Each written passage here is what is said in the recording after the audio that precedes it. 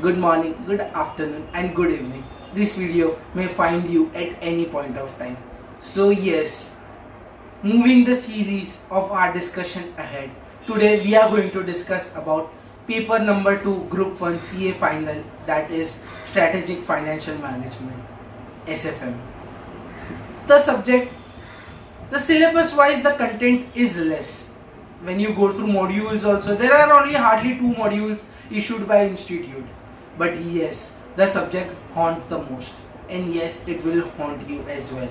Because the content is less, and institute expects that you have a great ability and understanding of the financials, the financial markets, and the various things given in our syllabus. It does not want that you just read the module, have a just like a bookish knowledge. No, institute expects you to have a practical knowledge as well. The institute is evolving sums and moving a bit tougher part over SFM. Seeing the November 20 exams which I gave and the leg 2 exams which just recently were concluded, so that the SFM paper was the most difficult paper. And yes, I would like to share my plans, my strategies, the material, and some tips for this paper. So to begin with, the most important thing is module. Yes, you have to read the module once. You have to do all the questions of the module. There are hardly very few questions inside the modules with illustrations that won't make up a complete study.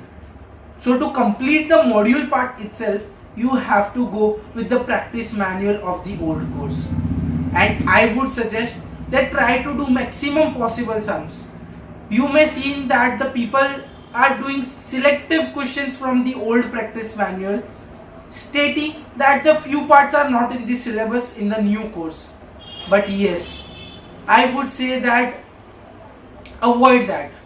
Try to cover as many questions as possible for you, because yes, we have seen that the few questions of old syllabus which have some interlinking here and there with the new course are being asked into the papers. And I have many of my friends who could not become CA in this attempt due to this one paper.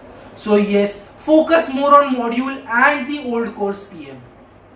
Along with it, it's mandatory to do all the RTPs, that is revision test papers, to complete all the mock test is available, to complete all the past papers. And I would like to repeat that you have to write 3 papers before going to the exam, because strategy for success is the mock test.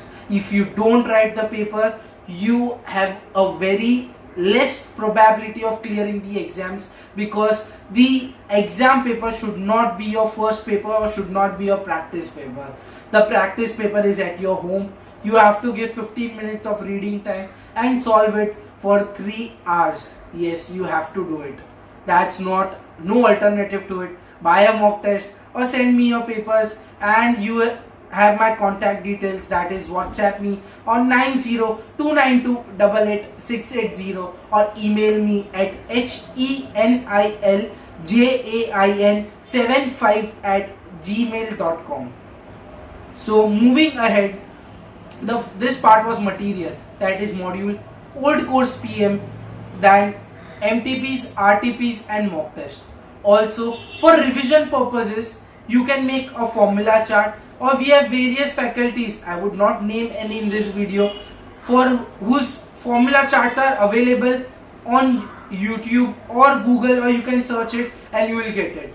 Secondly, apart from formula chart, you should also prepare a YouTube playlist for the revisionary part, because yes, the module has a very little part of revisions for a particular concept like bond valuation, but in paper you can see that there would be a long question for a bond valuation, for which questions would be there in old course PM, but it's very difficult for you to understand stuffs like the convexity part and the other part. So I would suggest that prefer a YouTube video of any faculty you like, make a playlist, revise, sync it with the module and revise all the concepts from them.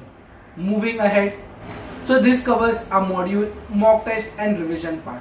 Now comes the important part, that you have to make it, the YouTube videos becomes more particular, because this is not like FR. Here you have only 1.5 days in your hand.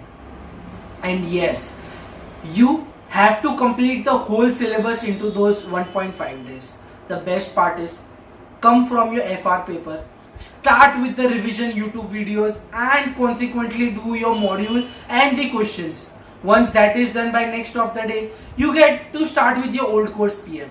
Now it's very difficult to complete the old course PM, but I would say that go through the questions, go through the concept part and see the formula applied, or see that how is the solving done. If you know the solving part, if you know the concept, move ahead. You don't need to solve it. But yes, some questions would be like, yeah, I'm not getting it.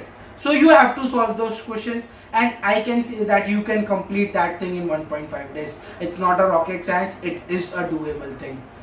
Then you should always see your RTPs, you should always see the past papers, and you should always see your written mock test, the mistakes. You should always point out the mistakes. You should make a pointer of your mistakes so that you can just see it before your exams. And yes, before exams, around the paper would be 2 to 5 or whatever the time is, before 1.5, 2 hours or 1 hour before going to the center, just read the formulas once again, because many students tend to make a silly mistake in the formula and they lose marks.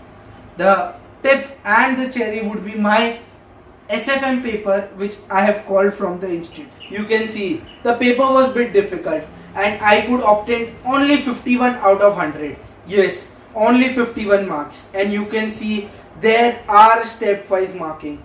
There are solutions. You can refer my solutions. You can compare it with the model answers. You can see that where did I make mistake, and you should avoid those mistakes. That yes, my presentation was not that good, but yes, I have given my theory part.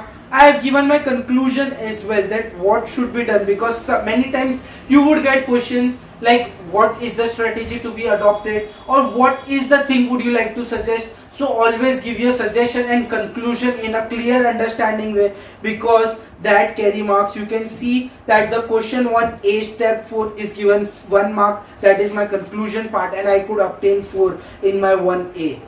Similarly, you can see my 1B. I have made a lot of cancellations as well, but I have received marks for my steps. And yes, in aggregate you can see that the question 1B also has fetched me 8 marks, and question C as well has fetched me 4 marks, and in aggregate I have got 16 in question 1. So that's a great marks for me.